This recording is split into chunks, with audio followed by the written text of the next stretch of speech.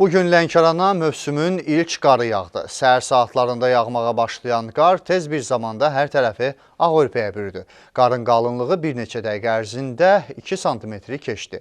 Çoxdandır gözlənən qar şəhər sakinlərinə xoş ovqat bəxş edib. Ölkənin bir çox rayonlarında, elə cənub bölgəsinin də dağ rayonlarında qar çoxdan yağsa da, Lənkəranlılara ilk qar sevincini yaşamaq bugün nəsib oldu. Biz çoxdan gözləyirdik ki, qar yağsın. Şükür ki, yağdı qar. Dərsdən çıxdı, gördük ki, qar yağır. Biz çox sevindik. Nəhayət ki, qar yağdı.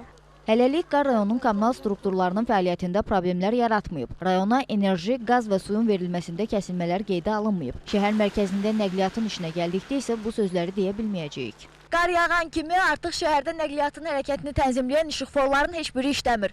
Bu sürücülərin işini daha da çətinləşdirir və bu vəziyyət yol qəzalarını qaçılmaz edəcək.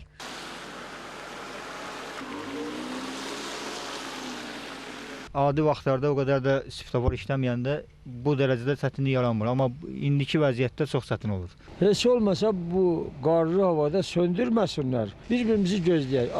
Ancaq gözləmək lazımdır. Lənkəran Regional Hidrometeorologiya müəssisəsindən verilən məlumata görə bölgədə ən çox qar Lerik rayonuna yağıb. Belə ki, burada qarın qalınlığı 9 santimetrə çatıb, havanın temperaturu isə -8 dərəcədir. Lənkəranla yanaşı Biləsuvar və Yardımlı rayonlarında da hazırda qarın hündürlüyü 3 santimetrdir.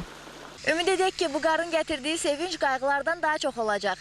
Əfsun Ələskəlli, Elşən Əhmədov, Lənkəran.